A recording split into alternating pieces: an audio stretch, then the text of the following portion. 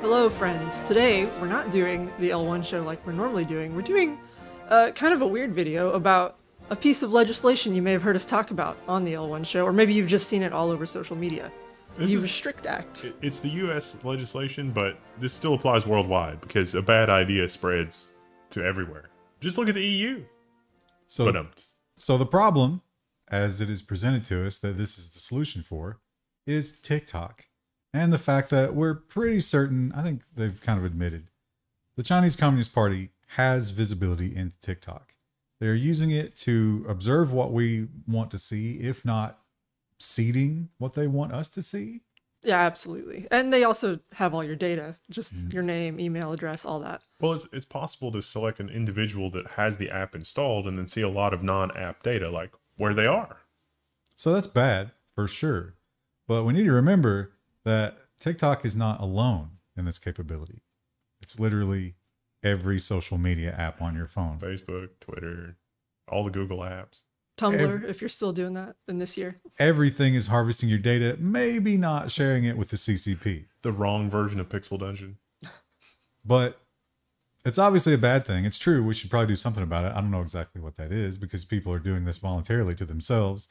Kind of like cigarettes and alcohol, right? Yeah, the Restrict Act is saying when we ban an application, not only should it be banned, but it should be very hard for you to find a workaround to the ban so that you can load the application yourself because you're too stupid to know better. Well, you're getting ahead of things here. The Restrict Act is supposedly the answer to what are we going to do about TikTok and the Chinese Communist Party being in TikTok. So the government has said, hey, we've got a solution.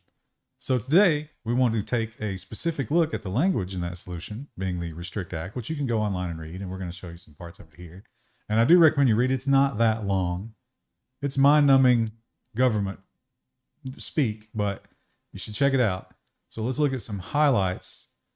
And the first thing that I think we should point out is some things that do not appear in the Restrict Act. Yeah. The words TikTok. Or ByteDance, which is the owner of TikTok. Or really any specific application by name.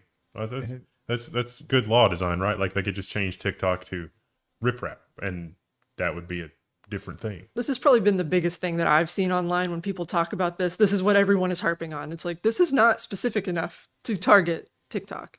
In fact, it's not specific at all. It's not even specific to social media. Nope. We could say social media, and that would certainly encompass everything that you just described. Yeah. It's like, yeah, change your name, whatever, it doesn't matter. So instead, let's start with the synopsis of the Restrict Act. To authorize the Secretary of Commerce to review and prohibit certain transactions between persons in the United States and foreign adversaries, and for other purposes. Other purposes? So the Secretary of Commerce can interfere with any kind of commerce? That's very antithetical to what the Secretary of Commerce historically would do in this capitalistic society. Yeah, and they talk about some possibilities where you might need to get involved, right? And again, it's not just about social media. They're going to give us 5 bullet points where they absolutely expect to apply this. Information and communication technology products, critical infrastructure, digital economy, a federal election, national security. It's a pretty broad brush. Yeah. Well, but let's break it down even further. This is saying that the Secretary of Commerce could solve sort of 2 problems that we've had for a while now. One is the Huawei thing. Huawei, and then eventually they did add like Hikvision and some others. You can't buy those cameras. And now to do business with the federal government, if you're a private business, while you can still buy Hikvision stuff, and you can still import some of this stuff, you have to sign a thing that says, oh, we don't buy that. We don't have any of that kind of equipment. We're not deploying Huawei. The federal government won't let you deploy Huawei equipment on. And so this would kind of let the Commerce Secretary deal with that. But again, it's insanely broad strokes, and that's nothing to do with social media, and that's already been blocked anyway. It was just a process. Now, in terms of who does this apply to, once again, we know that the scope that's being sold to us is China, right? It's obvious that it's TikTok and China that they tell us that they need this to get a handle on. But that's definitely not what they're limiting it to. In fact, they're not really limiting it at all. Now, they do mention specific countries. Obviously, Iran's in there, Russia's in there, China's in there, but they don't stop there. And in fact, when they say that, it's like a U.S. person engaged in business with a foreign adversary, as they call it. But what is a foreign adversary? Oh, thankfully, they did define that. Foreign adversary means any foreign government or regime determined by the Secretary, pursuant to Sections 3 and 5, to have engaged in a long-term pattern or serious instances of conduct significantly adverse to the national security of the United States or the security and safety of United States persons. So they can apply that to pretty much anything they want. No, just remind me again here. If we had somebody that had been, sort of extrajudicially pursued by our spy apparatus and that was holed up in an embassy in London forever, and they decided they wanted to have a bake sale for their legal defense, or it's like, hey, buy my app on the App Store for $1 so that I can use the money for legal defense, they could be classified as a foreign adversary, right? And that would be the national security section. So, yeah, they can do whatever they want to that person. As long as they transacted anything, and we'll take a look at more about like what transactions, and as they refer to them as holdings, mean later on. But yeah, you don't even have to actually buy and sell anything. So if they were to write a book, we could just use this to take the proceeds. We wouldn't even have to do anything else in law. We could do so much more than take the proceeds. But we're getting ahead of ourselves here. Now we're talking about the foreign adversaries. So they have listed some foreign adversaries. We know up front what some of them are. But what about, like, in the future, we might need new foreign adversaries, right? What if we go to war with France? Can we add them to the list? Well, not only can we add them to the list, but there is, it's going to be a secret. So from now on, we're not going to know. Notice, no later than 15 days before the date on which the Secretary makes or removes a designation under subsection A, the Secretary shall, by classified communication, notify the President, pro tempore, Majority Leader, and Minority Leader of the Senate, the Speaker and Minority Leader of the House of Representatives, and the relevant committees of Congress, in writing, of the intent to designate a foreign government or regime as a foreign adversary. So that's the only people who get notified. And not the American public. American public weirdly absent. Or Congress. What if I want to import from AliExpress and Jack Ma's? Come on. Well, it says relevant committees of Congress, which is a smaller group. But that's only the committees that deal with the foreign stuff, right? Right. So not Congress. Not involved. everybody. So this and classified communications, meaning that all they have to do, they can do it actually before they notify anybody, right? So they got 15 days to tell you after they've turned Australia into a foreign adversary. And then you, as someone who might be doing business with Australia, you're never going to find out until they decide to. Your stuff just disappears in customs when you import it after you've already paid for it. But the great thing about all of that is that, okay, at least as an American citizen, if I'm not doing any foreign trade, I don't have to worry about this, right? Like, it can't really affect me. But it's interesting that the critical infrastructure and national security parts of this actually open up quite a bit of a loophole. So let's look at some bullet points of how they define all of that. Critical infrastructure. The term critical infrastructure has the meaning given the term in Section 1016E of the USA Patriot Act. Oh, we're bringing the Patriot Act back to define that. Oh, what year is it? Entity. The term entity means any of the following, whether established in the United States or outside of the United States. So an American company could easily, yes, or an American person could easily be a part of this. So it mentions a firm, a government, government agency, government department, or government commission, a labor union. A labor union? A fraternal or social organization. Oh, no. A partnership, a trust. That's us. Yeah. Level 1 Tax does business with external countries, and we're a partnership. Fun times. That's where we get our KVMs from Taiwan. Oh, yeah. I have to jump through some hoops there sometimes when we're doing imports. So a joint venture, a corporation, and finally, a group, subgroup, or other association or organization, whether or not organized for profit, which seems like maybe a little bit of overreach for the commerce. It seems like you could fit almost anything inside that, right? Yeah. A Discord server. I don't think they called that out by name, but absolutely that could fit in that. And the next section of that is like when can we apply these rules outside of the foreign adversary? What do we have to satisfy? We could just bring this against whoever we feel like. Otherwise poses an undue or unacceptable risk to the national security of the United States or the safety of United States persons. We decided we don't like a certain guy with white hair. We're going to make his life really terrible. And it's like, that seems awfully extrajudicial of you. But that guy is a threat to U.S. persons. So one, if you threaten one human being in the United States, this could apply to you. That's how I interpret that. Yeah. I'm sure someone who's maybe a lawyer could probably provide a little bit more insight, but that does seem to be what it's saying. I worry that someone who's a lawyer could fit even more into that rather than go the other direction, right? Because that's who's going to be trying to manipulate this. We've certainly seen them take a pea-sized loophole and do hula hoops with it. What, you think the Disney lawyers get hold of this? It's bad news. Pretty soon, Disney's got a military base on the moon as a result of this. I don't know how that happened. Now, they do point out, like, what kind of risks can we apply this to, right? And so that would be a great way to sort of rein this in and make it not at this sprawling evil thing that it is. But the way they describe it doesn't sound like that.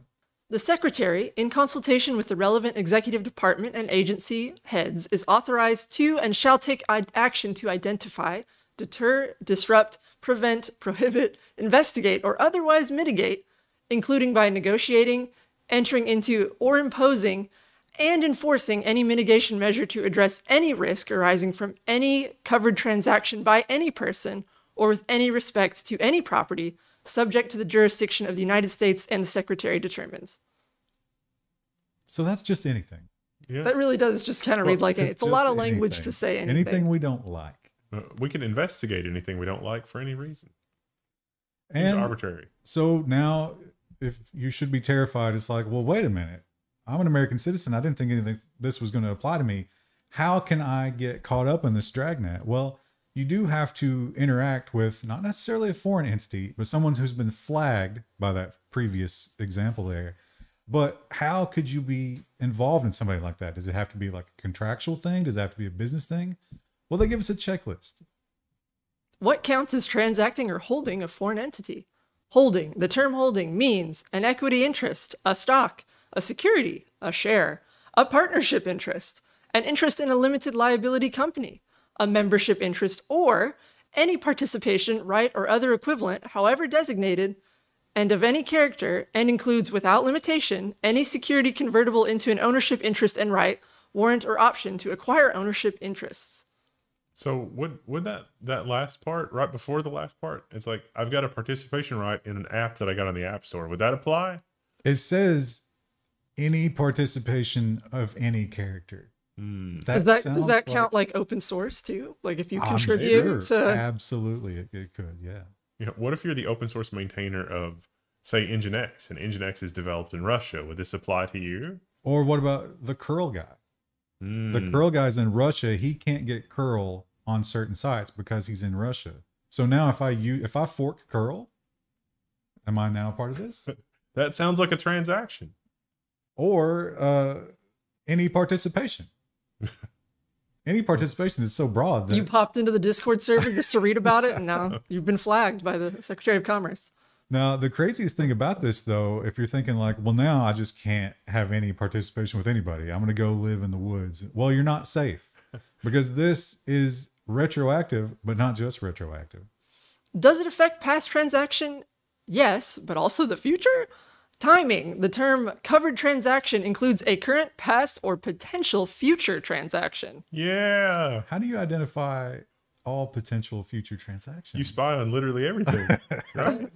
You look at the data, the marketing data, and you're like, well, they're most likely to buy this thing in the future. And a great example of this is Iran, for example, and Russia. We know a lot of the ransomware comes from there. Yeah. You ever paid a ransomware? Yeah. Well, guess what? You've had a past transaction with a flagged entity. So now you check a ton of these boxes at that point. And I can tell you, the State Department will totally call you if you pay the ransomware to an Iranian-linked organization already, even before this. And here's one that some people have already sort of extrapolated into the world of VPNs, right? Now, again, we're not constitutional lawyers or anything, but it certainly Very important sounds to keep that in mind. when you're talking about interacting with a targeted entity that could pull you into this dragnet, what do you have to satisfy? No person may cause or aid, abet, counsel, command, induce, procure, permit, or approve the doing of any act prohibited by, or the omission of any act required by any regulation, order, direction, mitigation measure, prohibition, or other authorization or directive issued under this act. So if you use a VPN to access TikTok, this is what they're talking about. When they say, "Oh, you can't use a VPN," well, what's the penalty? How much suffering are you going to exact for using a VPN because you're TikTok curious? It's $250,000 or 20 years just for using a VPN. That's not all that applies to. Not just VPN, not just accessing TikTok. What about other stuff? So one of the recent cases we've seen was the election meme case. Somebody put up a meme trying to tell people who wanted to vote for Hillary Clinton that they could vote in ways that weren't actually valid. So the government decided that was election interference. But with this law in place, the bar would be much lower. They wouldn't even have to go to trial. You have to see those memes. And they could apply 20 years in prison for memes. Is it? I don't know. I don't want to go down that road, but it seems like the memes are a higher bar than some of the other stuff that we've seen where people would be instructed to fill out their voter card wrong in some places that have been accused of voter suppression. Like the memes, I don't know. Yeah, it's already bad. And this makes the badness so much easier for the bad side. So now we get to the point like you brought up earlier, like how are we ever going to figure all this out? Well, unprecedented surveillance. And that is how we figure out who is our target. But what surveillances will be allowed? This is actually a cut down list. Again, I would recommend you go and look at the whole list. It's astonishing. But also the first one is really disturbing because it's like, wait, what is this? What is this creative interpretation? This doesn't sound like a law. It's just some random directive. Let me read it. Information and communications technology products or services used by a party to a covered transaction in a sector designated as critical infrastructure in Policy Directive 21. This is another bill. Yeah. What? But that's not even a law. That's just a directive. It's just like, oh, it's like the Google Play Store counts for this because TikTok? What?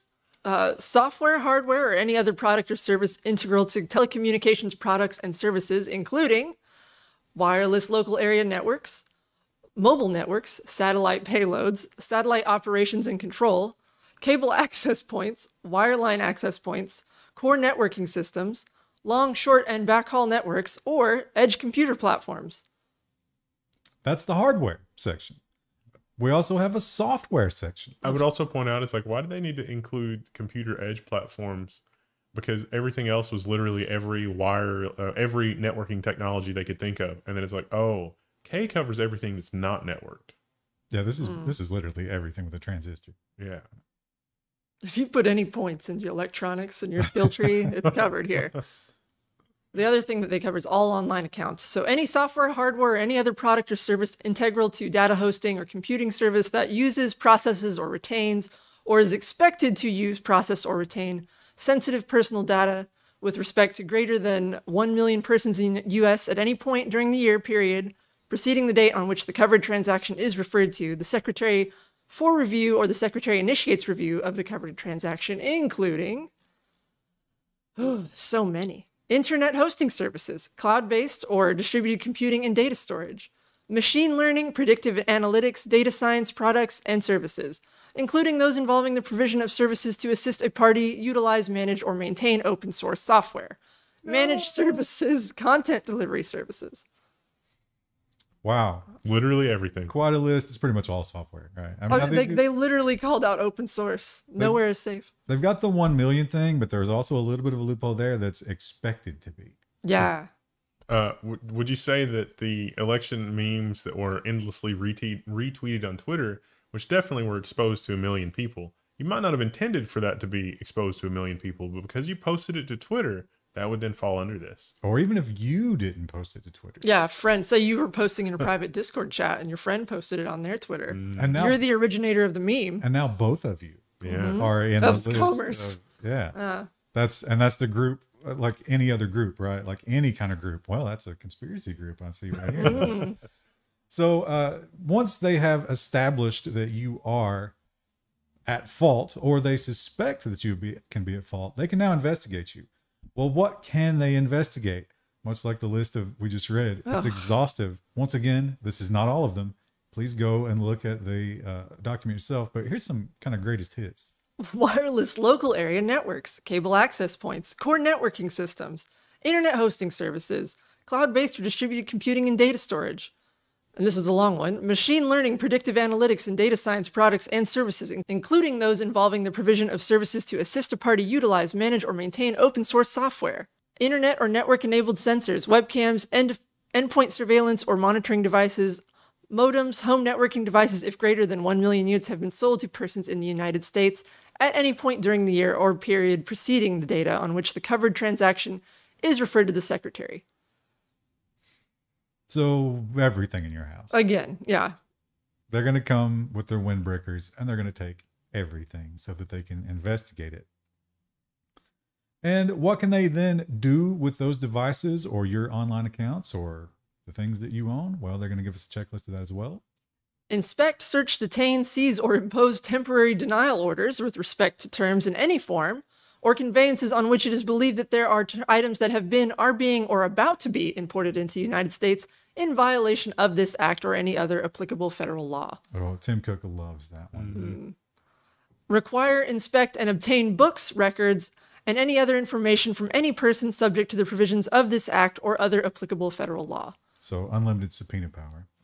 Administer oaths or affirmations and by subpoena require any person to appear and testify to appear and produce books, records, or other writings, or both. And so let's say that you are a foreign company and you have been called to, maybe you have a place in the U.S. like TikTok, you know, a business in the U.S. You get called to give up all these things and you say, but wait a minute, I have trade secrets. How many times has Google done that? Yeah. And you say, no, I'm not going to show you my books. I don't have to do that. They say, yeah, you do. Any failure to obey such order of the court may be punished by such court as contempt thereof. This is the least unreasonable thing in this whole thing because, you know, if Google doesn't comply with Congress, you know, what happens? Nothing. Yeah. But this is so overbroad, it's just bananas. It's not going to be used. I mean, it probably will be used to some of the big corporations a little bit, but it'll probably punish us ultimately. Well, this is an impossible hill. Like, so for corporations, okay, but because of the way this is written, it'll also apply to individuals. And maybe they're going for, you know, like you get the individual spy that's operating or whatever. But as we've seen, they'll drive a truck through the definitions. Look at the Patriot Act. It's like, oh, there's a secret interpretation of this. That's a phrase that was uttered in testimony before Congress. And it's just like a secret interpretation of what the law says. That's just... Can you talk about that? Only if you know the secret handshake. And if you look at people who are trying to calm this down now that we've seen it, and it's like, no, it's not about that. It's about this other thing. Yeah, you might be telling us it's about that other thing, but the language of the law allows you to do whatever you want with it. And let's say that maybe you do have the best interest in mind, which is certainly not true. Is the next administration going to do that? No. Yeah. They get to keep this power. We're still using the Patriot Act, right? So not only could you get the, was it like $250,000, maybe $1 million in some cases, and 20 years in prison? No, that's not enough. They have a fun new way to punish any sort of people that fall afoul of this. They're just going to take basically everything. Civil forfeiture is in there. I can't believe civil forfeiture is in there. So again, you don't need civil forfeiture when you're going after a corporation. You only need that for an individual that can defend themselves. There's also just regular forfeiture. Yeah, not just in civil, general. Also criminal. They have both civil and criminal, but both do basically the same thing. Well, but, except the context. Civil forfeiture is like they're going to seize whatever money I've got to defend myself. Not just money. They have some assets. Pretty much everything. If you read the in general there. Any property, real or personal, tangible or intangible, used or intended cryptocurrency. Used or intended to be used in any manner to commit or facilitate a violation or attempted violation described in paragraph 1 shall be subject to forfeiture in the United States. Yeah, but the attempted violation in paragraph 1 could be, I would like to be able to run my old Nintendo games that I bought and paid for on my computer because the flash is wearing out. Also proceeds, which means that any profit that you make, they can grab that as well. And they kind of put the same thing on criminal forfeiture. But once again, we get this crazy little piece of language that opens it up so much there in Part I. Any property, real or personal, tangible or intangible, used or intended to be used in any manner to commit or facilitate the violation or attempted violation of paragraph 1. So while they're looking through pretty much everything that you own, all those devices we talked about earlier, if they decide that you have an intention to do something they don't like, the forfeiture can still apply to that. That's insane. Yeah. Now, I like to think that that would be difficult to prove, but if you're a lawyer and your only thing is to just do this all day. well, plus, you know, I mean, a lot of the stuff's going to be in secret. Yeah. So you're not going to get your chance to disprove it until the case is pretty much already set. Now, the thing about it is, who is actually going to go after this, right? Like, we don't have a part of the government to do this. Do we use the FBI? Do we use The Space Force? I don't know. NSA, who do we use for this? Well, good news. We don't need to do that because we'll have a new force and we'll be able to hire them. Appointment of candidates. To expedite the ability of the Secretary to implement this act, the Secretary may appoint, without regard to the provisions of Section 3309 through 3318 of Title V, United States Code, candidates directly to positions in the competitive service as assigned in Section 212 of that title. I don't know what 3309 or 3318 is, but I suspect this means that they get to hire as many as they want with Candidate. no regard to anything. Fun times. We just need lots of people to look at all your stuff, so we will hire indefinitely. Well, surely to goodness, we will have the ability to have some sort of oversight over this new apparatus. You would think, as this language, as broad as it is, somebody would be paying attention here, right? Like, we could get some citizen activists to create a website to track all of this stuff. Well, you'd be so wrong about that.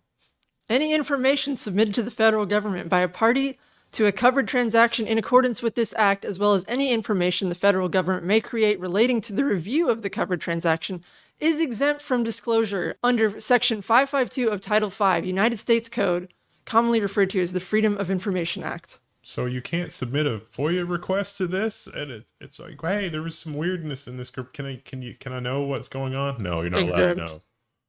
Ever. This will be secret forever, basically. And finally, in the very end of this document, we have the budget. Now, obviously, budget's a big concern right now. Yeah. Money's a bit of an issue. We don't have a lot of extra money to throw around in the government. So how much are we going to earmark for this horrible program? These are authorized to be appropriated such sums as may be necessary to carry out the act. That's all they say about the budget. Basically, whatever we want. This is not good.